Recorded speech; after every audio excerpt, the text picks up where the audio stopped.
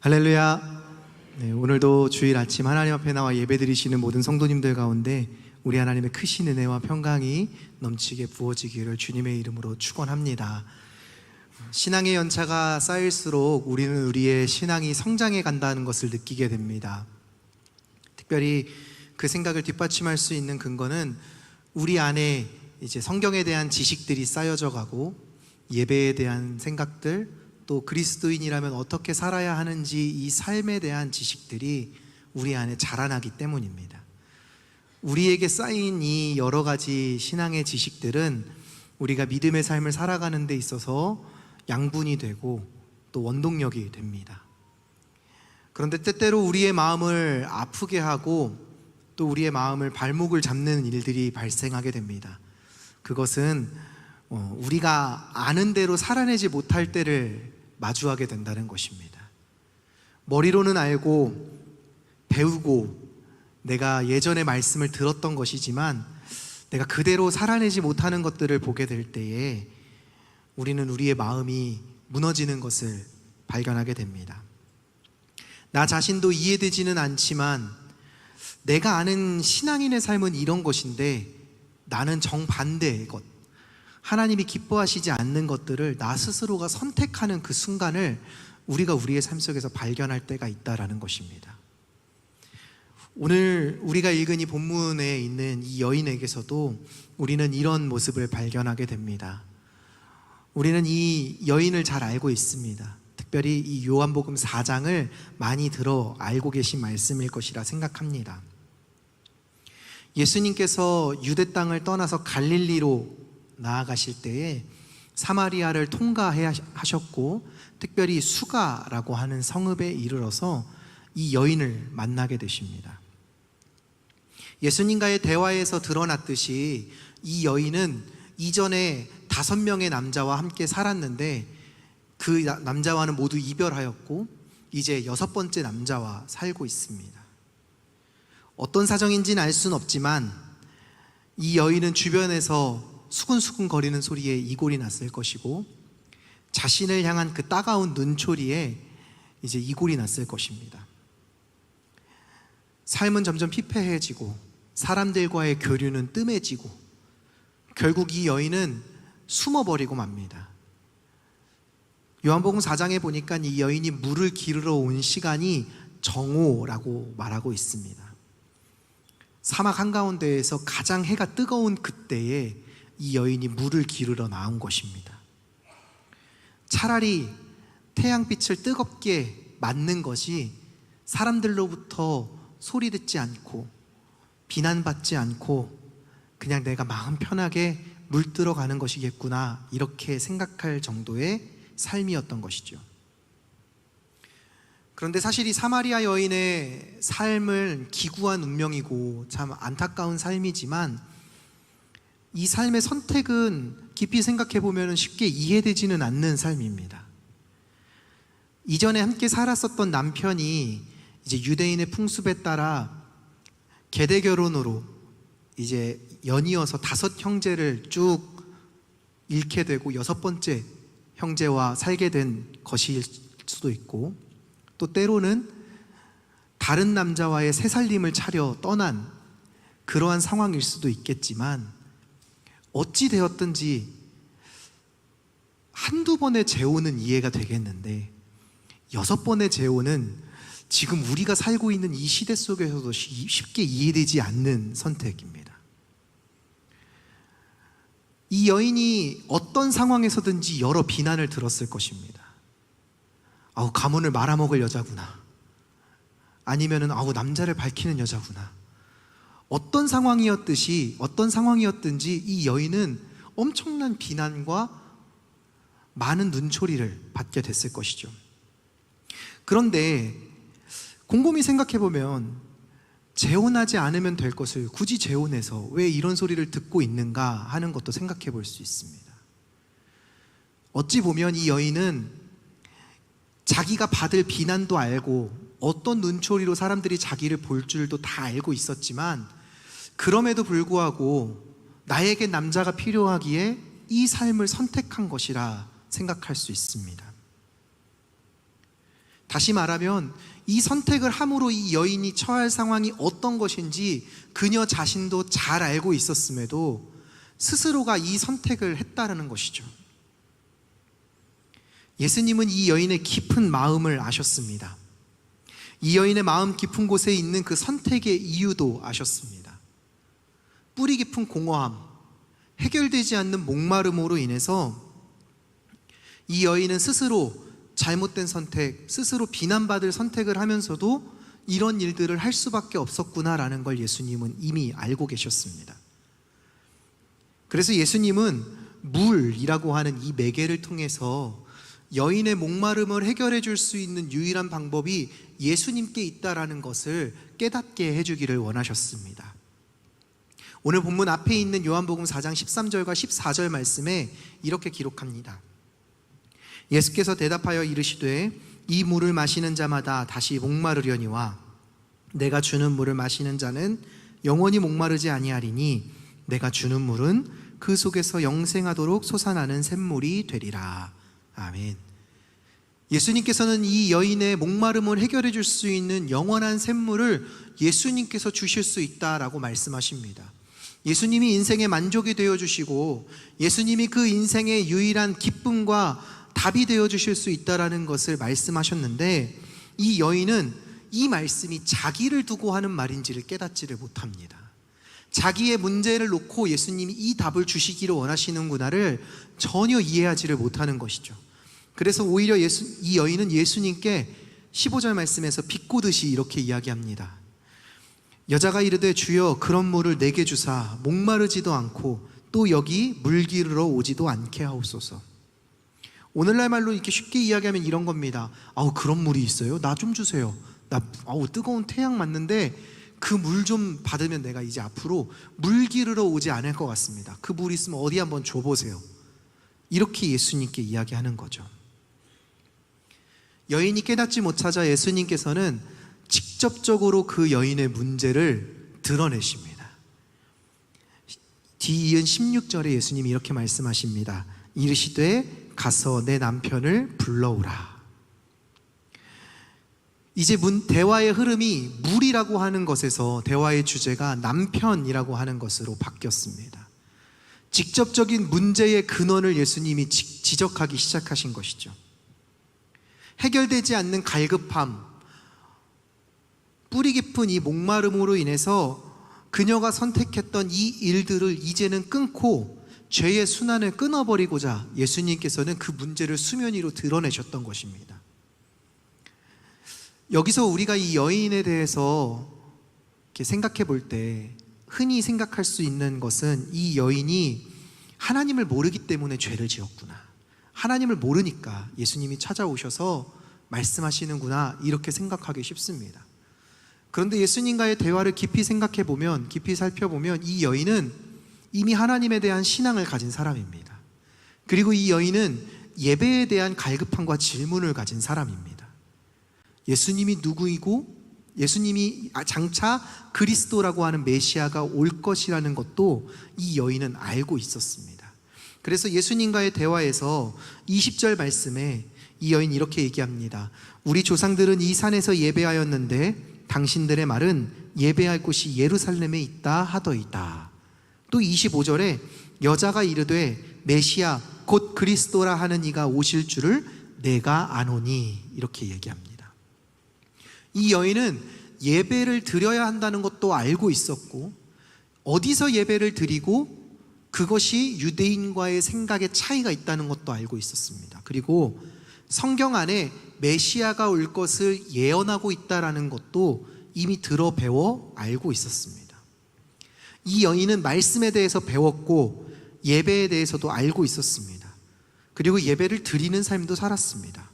그런데 이 여인이 가지고 있었던 이 신앙적인 지식들과 이 성경적인 지식들, 또 때로는 종교적인 이 지식들이 이 여인이 잘못된 죄를 선택하는 이 순환 속에서 그 어떤 제동잔치가 되어주지도 못했습니다.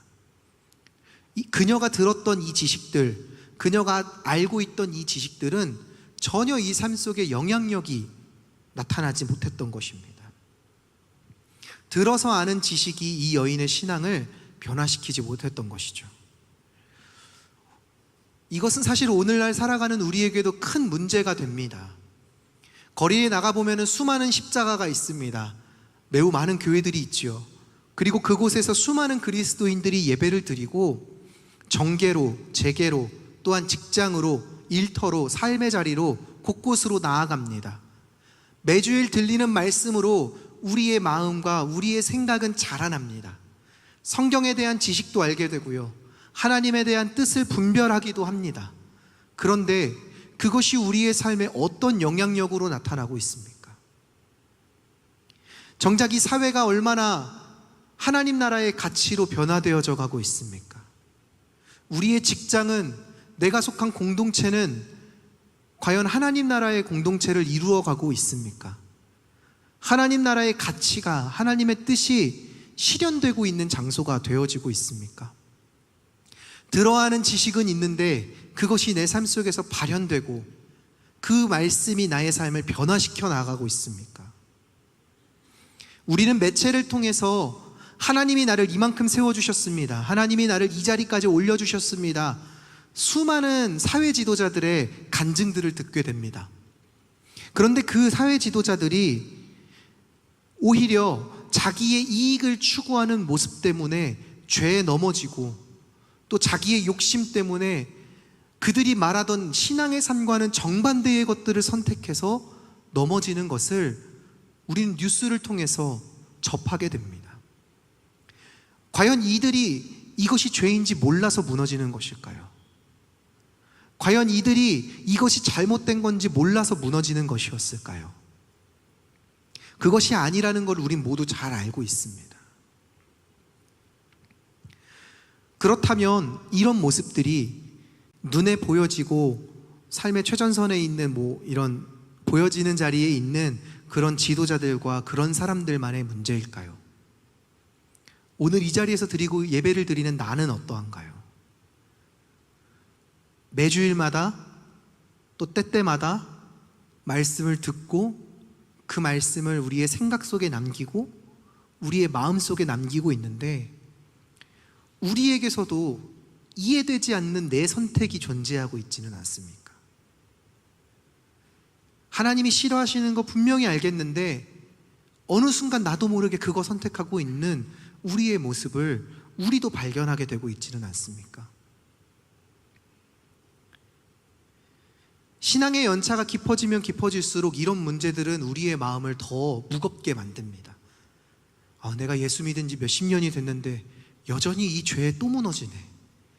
우리에게 죄책감을 주고 우리를 자괴감을 만들고 또 우리의 양심을 더 찌르고 우리의 마음을 옥죄어 오게 됩니다.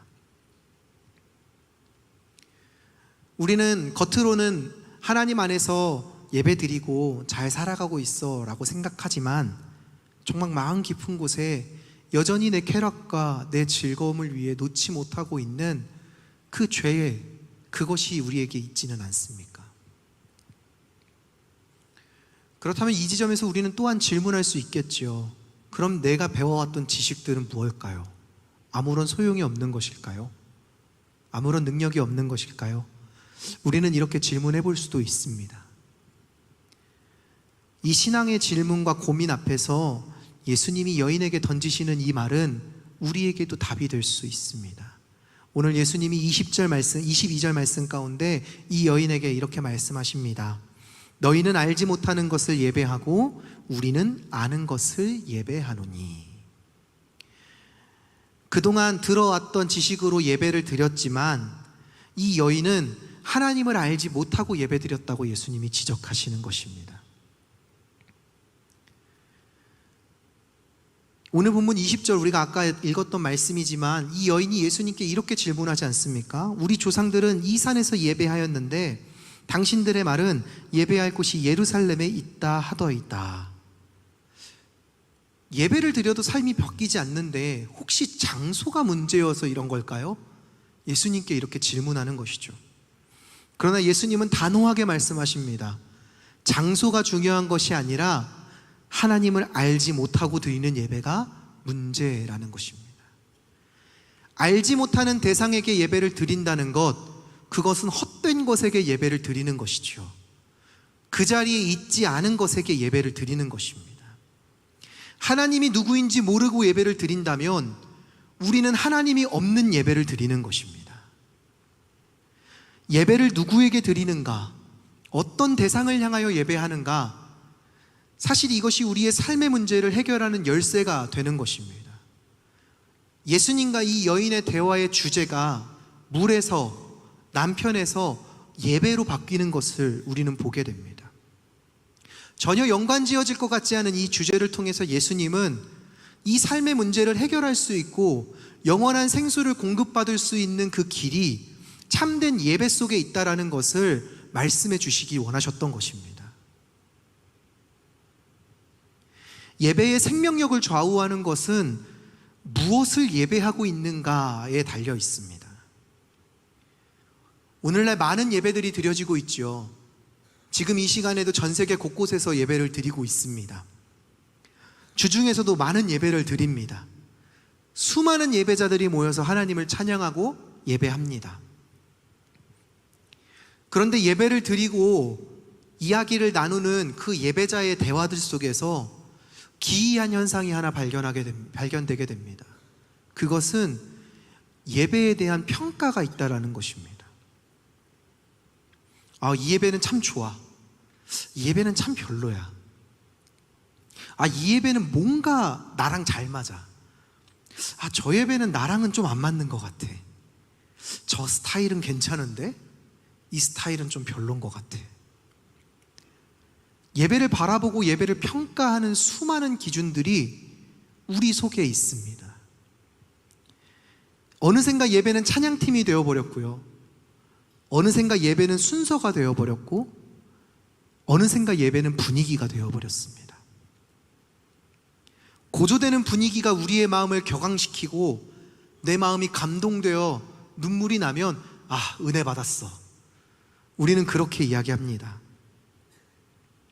무엇 때문에 그 찬양이 필요하고 무엇 때문에 그 순서가 필요하고 무엇 때문에 그 분위기가 만들어졌는지 그 이유에 대해서 그리고 그것을 통해서 어디로 나아가야 하는지는 잊어버린 채 내 감각에 느껴지는 대로 내 마음에 느껴지는 대로 내 느낌에 느껴지는 대로 이 예배가 결정되어진다라는 것입니다.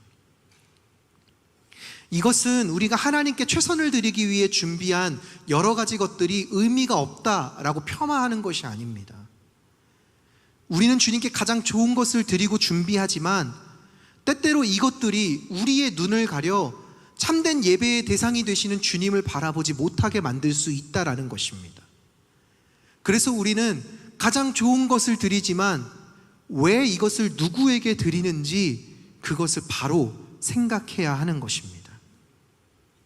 오늘 우리 안에 생명력이 사라지고 예배에 충만한 이 시대 속에서도 능력이 사라지고 힘이 사라진 이유가 무엇입니까? 우리의 예배 속에 어쩌면 하나님이 사라졌기 때문일 수 있습니다. 단어로, 가사로, 우리의 고백으로는 하나님에 대해 얘기하지만 정말 우리의 심령으로 하나님을 갈망하는 예배를 우리가 드리고 있습니까? 만약에 이 시간에 모든 조명이 꺼지고 모든 음향이 꺼지고 이 공간이 사라지고 우리가 척박한 땅 한가운데에서 예배드려야 된다고 하면 이 주일날 기쁘게 예배드리러 나올 수 있습니까? 우리가 가진 인프라가 아무것도 없어도 하나님 앞에 나와 예배드리는 우리의 발걸음이 기쁘고 즐거운 발걸음으로 나아올 수 있습니까? 북한의 지하교회, 중국의 지하교회, 전 세계에 박해받는 무슬림권의 수많은 성도들, 들킬까봐 전전긍긍하며 커튼을 치고 이불로 몸을 다 뒤집어 쓰고 성경 한 구절 읽기 위해 작은 촛불과 손전등에 의지하여 그 한 구절을 통해서 주님을 만나는 감격을 누리는 그 성도들의 마음이 우리에게는 있습니까? 다른 것 아무것도 없어도 우리가 누리고 우리가 활용할 수 있는 그 어떤 것이 없어도 우리 주님의 이름 하나만으로 우리는 기뻐하며 감사하며 감격할 수 있습니까?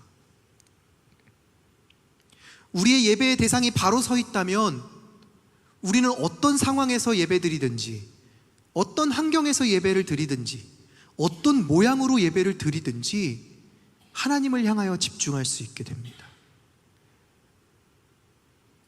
이 당시 수가성의 여인, 그리고 이 사마리아 사람들, 그 조상들이 예배를 드렸다고 하는 그 산은 그리심산을 이야기합니다.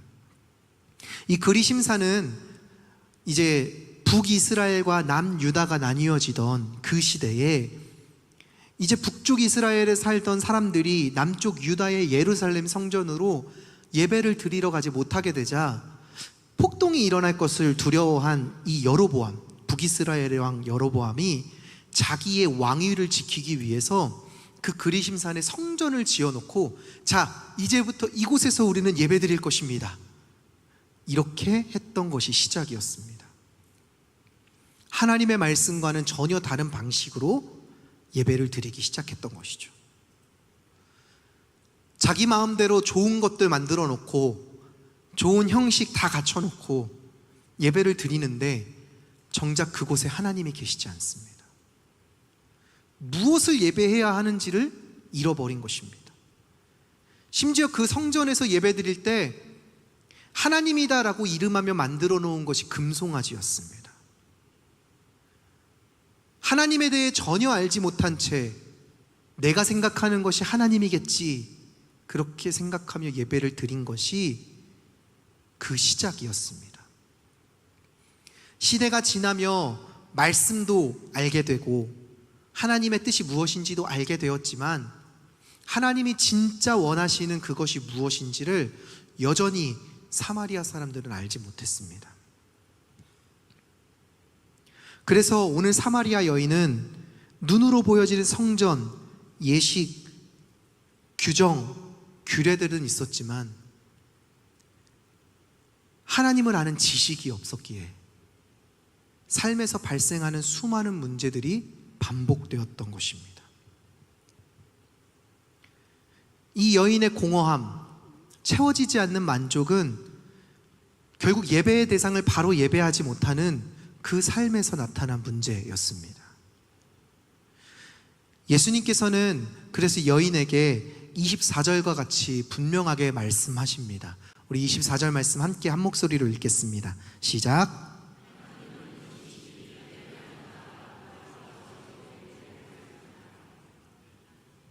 아멘. 하나님은 영이십니다. 하나님은 우리의 구조나 우리의 시스템이나 눈으로 보여지는 것에 갇혀 계시는 분이 아니십니다. 우리의 형식이나 분위기에 좌우되는 분이 아니십니다. 하나님은 어디에나 계시고 그분을 사모하는 누구에게든지 찾아오셔서 만나주시는 하나님이십니다. 그리고 그분은 그 속에서 역사하시고 교제하십니다. 그래서 영이신 하나님께 우리가 예배를 드릴 때 하나님께서 원하시고 하나님께서 원하시는 방법, 하나님께서 바라시는 그 방법으로 우리는 예배를 드려야 합니다.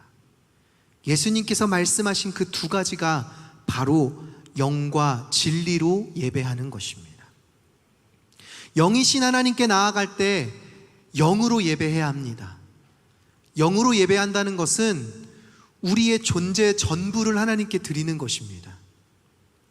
우리의 생각이나 우리의 감정이나 우리의 취향이나 우리의 어떤 마음으로 하나님을 예배드리는 것이 아니라 우리의 존재 전체를 하나님께 드리는 것입니다. 하나님께서 인간을 창조하실 때 코에 생기를 불어넣으셨습니다. 그 생기는 영을 불어넣으셨다는 것입니다. 그리고 창세기 말씀에 이렇게 이야기합니다. 사람이 생명이 된지라. 그렇기에 인간은 영적인 존재가 되었습니다. 그래서 영으로 예배한다는 것은 우리의 모든 존재를 하나님께 드리는 것입니다. 그리고 진리로 예배한다는 것은 말씀에 근거하여 예배를 드린다는 것입니다. 말씀은 하나님이 어떤 분이신지를 알도록 우리에게 주신 하나님의 계시입니다. 이 말씀을 통해서 우리는 하나님이 어떤 분이신지를 알게 되고 하나님의 뜻을 알게 됩니다. 내 마음과 생각대로 하나님이 어떤 분이실 거야 라고 판단하고 규정 짓는 것이 아니라 말씀을 통해 깨달아진 그 하나님의 뜻을 따라 말씀이 말하고 있는 그 하나님께 나아가는 것입니다. 우리의 존재를 드리고 말씀을 따라 살아가면서 예배를 드린다는 것, 그것은 본질적으로 필연적으로 우리의 삶의 예배로 나타나게 되는 것입니다. 일상 속에서 말씀을 따라 하나님께 예배드리며 살아가는 것, 영이신 하나님이 언제든지 우리와 동행하시고 우리의 존재를 하나님께 항상 드리는 삶을 살고, 그리고 그 삶을 이끌어 나아가고 살아가는 삶의 방식이 이 말씀을 따라 살아가는 것이라면 우리의 삶은 반드시 하나님이 기뻐 받으시는 삶의 예배의 모습으로 나타나게 되는 것입니다. 그래서 우리의 삶은 참된 예배가 회복되어질 때 우리의 삶의 변화가 일어나는 것입니다. 우리의 예배의 대상이 바로 세워질 때, 영이신 하나님을 우리가 온전히 바라보고 그분께 예배할 때 우리의 삶에 온전한 변화가 나타나게 되는 것이죠. 우리가 우리의 존재를 드리고 하나님이 우리에게 계시하여 주시는 놀라운 말씀이 우리의 귀에 들리고 마음에 들리기 시작할 때 우리의 삶을 변화시키는 놀라운 일이 일어나게 될 줄로 믿습니다. 예배는 무언가 내가 받기 위해 드리는 것이 아니라 나를 드리기 위해 있는 자리입니다. 이것이 예배의 본질입니다. 예배를 드릴 때 은혜를 받는다는 것은 하나님이 우리에게 주시는 선물입니다. 우리는 무언가 받기 위해서 예배를 드리는 것이 아닙니다. 우리는 하나님을 높이기 위해 예배를 드리고 있는 줄로 믿습니다. 이 예배에 대한 본질이 바로 세워지고 예배의 대상이 바로 세워질 때에 우리의 삶에 어그러졌던 것들이 다시 맞춰지기 시작하는 것입니다. 그래서 토저 목사님은 예배에 대해서 이렇게 말씀하십니다. 예배는 음악이나 프로그램이 아니라 하나님을 향한 우리의 응답이다. 진정한 예배는 하나님을 바로 아는 지식에서 흘러나오는 사랑과 경외심이다. 하나님을 바로 아는 지식을 말씀을 통해서 우리는 얻을 수 있습니다. 진리를 따라 예배를 드리는 것입니다. 그리고 하나님을 향한 우리의 응답이라는 것은 우리의 존재를 하나님께 드리는 것입니다. 영과 진리로 예배를 드리는 것은 본질적으로 내가 하나님께 받기 위한 수단으로 예배를 드리는 것이 아니라 나를 하나님께 드리는 자리로 나아가는 것이 예배의 자리라는 것입니다. 진정한 예배는 하나님을 경외하는 것이고 하나님께 드리는 응답으로 나아가는 것입니다.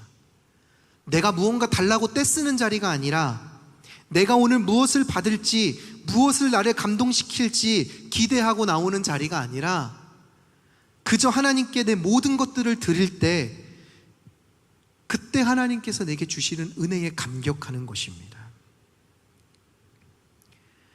하나님을 우리의 유일한 예배의 대상으로 예배하며 경배하며 그 속에서 하나님을 향해 내 존재의 전부를 드리며 말씀을 통해서 하나님에 대한 바른 지식을 쌓아나가기 시작할 때 그것은 우리의 삶을 회복시켜 나아가기 시작할 것입니다. 잘못됐던 삶에서 반복하는 습관의 죄를 짓던 나의 삶에서 이제는 그것을 끊어버리고 주님을 위한 삶으로 내 삶을 드리게 될 것입니다. 내 안의 갈급함과 허무함 때문에 알지만 선택했던 그 죄들로부터 이제는 하나님 앞에 온전한 순종으로 하늘길을 걸어가는 백성으로 순종할 그 힘이 우리 속에서 솟아나게 될 것입니다.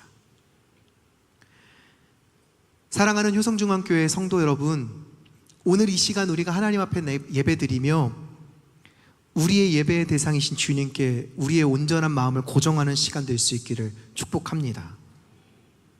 무엇을 바라고 이 자리에 나왔을지 모르지만 내가 무언가 바라고 소망하는 것을 가지고 이 자리에 나왔을 수도 있지만 오늘 이 시간 우리의 존재를 주님께 드리는 것으로 기뻐할 수 있기를 축복합니다. 그것이 우리의 참된 예배이고 그것이 주님이 받기 원하시는 진정한 예배입니다. 우리를 받으신 주님께서는 우리의 삶에 한없는 은혜와 만족과 기쁨, 하늘의 영광을 부어주십니다. 그리고 우리가 그 영광을 따라 살 수 있도록 힘과 능력을 더하여 주십니다. 이것이 은혜입니다. 우리가 먼저 주님께 드릴 때 주님이 은혜를 주시는 것입니다. 그것만으로 오늘 우리가 드리는 이 예배에 전부를 드릴 수 있었다라고 말할 수 있습니다. 오늘 우리의 삶에 하나님께서 허락하신 이 은혜, 이 말씀, 주님께 우리의 존재를 드리고 또 영이신 하나님께 온전한 예배를 드릴 때, 그리고 하나님의 말씀을 따라 살아가는 이 삶이 내 삶 속에 회복되어질 때 더 이상 우리는 헛된 것을 쫓아가는 인생이 아니라 정말 하나님께서 우리를 붙드시고 하나님을 증거하는 인생으로 우리의 삶을 회복시키고 온전케 하여 주실 줄로 믿습니다. 인생의 모든 허무함 속에서 우리의 예배의 대상 되시는 주님을 바라볼 수 있기를 축복합니다. 그때에 하나님은 우리를 만족시키시고 우리에게 이 세상 그 어떤 것과도 비교할 수 없는 영광을 보여주시며 하나님을 따라갈 수 있는 그 복된 길로 우리를 인도하여 주실 줄로 믿습니다. 오늘 이 주일 예배가 회복되고 내 삶이 회복되는 이 거룩하고 복된 주일 될 수 있기를 주님의 이름으로 축원합니다. 기도하겠습니다. 은혜와 사랑이 많으신 하나님, 우리의 삶에 예배를 드려도 허무하고 우리의 삶에 말씀을 알아가도 허무했던 것들이 있다면 내 삶의 중심에 내 예배의 대상에 무엇이 있었는지를 돌아보는 이 시간이 되게 하여 주옵소서. 우리의 삶의 참된 주인 되신 주님께 온전한 예배로 나아가게 하시고 내 존재를 주님께 드리고 내 삶을 주님께 온전히 드릴 때 또 내 마음과 뜻이 아니라 하나님의 말씀을 따라 예배하며 살아가기를 힘쓸 때 나의 삶을 주님께서 받아주시고 하늘의 영광으로 채워주셔서 내 삶을 풍성한 복으로 또 풍성한 하나님의 은혜로 넘치게 채워주시는 그러한 삶이 되도록 인도하여 주시옵소서. 날마다 우리의 인생의 주인 되시고 삶의 모든 만족 되시는 우리 주님 되신 예수님의 이름으로 감사하며 기도드립니다. 아멘. 이 시간 자리에서 일어나서 함께 결단 찬양 부르시겠습니다. 주를 위한 이곳에 우리가 예배하는 자리에 우리가 고백할 수 있는 것은 그 어느 것도 다 필요 없습니다. 오직 주님이면 충분합니다. 이렇게 고백하는 우리의 고백이 이 예배에 있기를 바랍니다. 우리가 함께 그 믿음의 고백으로 오직 주님만 있으면 충분합니다. 오직 주님으로 감격하며 주님께 경배하는 시간 되기를 원합니다. 함께 고백합니다. 주를 위한 이곳에 예배하는 자들 중에 그가 찾는 이 없어 주님께서 슬퍼하시네. 주님이 찾으시는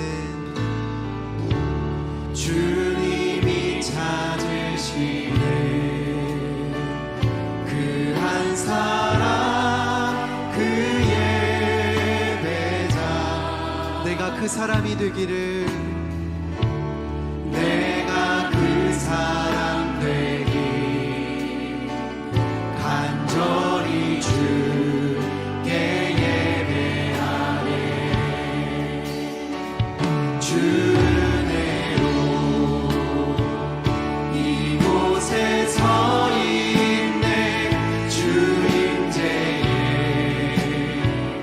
엎드려 절하네.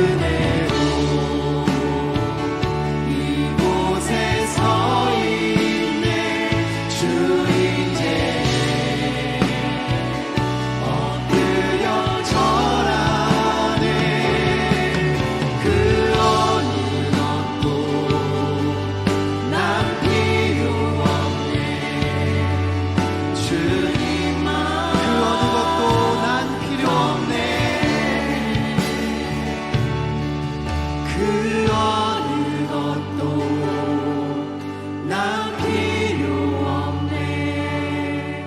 주님만 경배해. 이 시간 그래서 가슴에 손을 얹고 기도했으면 좋겠습니다. 우리가 찬양으로 고백했던 것처럼 이 시간 그 어느 것도 필요 없습니다. 내가 바라는 것, 내가 원하는 것, 내가 이 시간 주님께 구하는 것, 그 모든 것들보다 나의 예배의 대상이신 주님을 바라보기를 원합니다. 나의 참된 예배의 이유 되시는 주님께 경배하기를 원합니다. 나의 존재를 드리고 나의 삶을 드리고 그 주님께 합당한 영광을 올려드리기를 원합니다.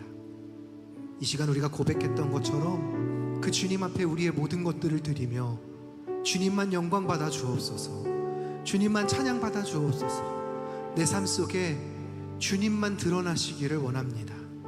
우리 시간 그러한 예배로, 그러한 기도로 함께 나아가기를 원합니다. 이 시간 함께 기도하며 나아가겠습니다. 주님 아버지 하나님, 우리가 이 시간 주님께 예배 드릴 때에 우리가 고백했던 것처럼 그 어떤 것도 그 무엇도 주님 나의 삶에 주님 우선되어 줄 수 없습니다. 나의 예배의 대상이신 하나님, 나의 찬양의 이유 되시는 주님, 나의 삶의 주인 되시는 주님, 그 주님 앞에 나의 모든 것들을 드리며 나아가기를 원하고, 그 주님 앞에 나의 존재를 드리며 나아가기를 원하고, 그 주님 앞에 나의 모든 것들을 드리며 나아가기를 원합니다. 내 삶 속에 주님 홀로 영광 받아주시고 나의 모든 삶을 통하여, 나의 모든 것을 통하여 주님께서 드러나시기를 원합니다. 내 인생 속에 주님이 주실 그 무엇보다도 오직 주님 한 분, 나의 예배에 대해서 되시는 주님 자체를 내가 갈망하며 기도합니다. 주님, 내 삶 속에 주인 되어 주시고 나의 예배의 대상 되시며 나의 모든 것이 되어 주옵소서. 이 시간 주님 앞에 기도합니다.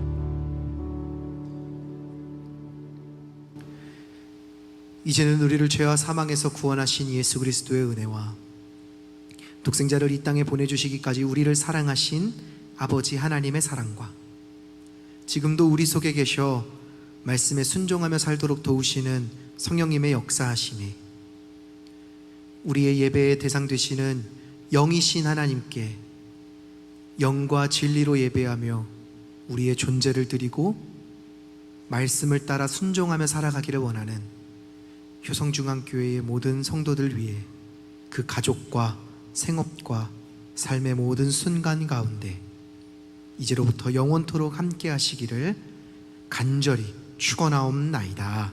아멘.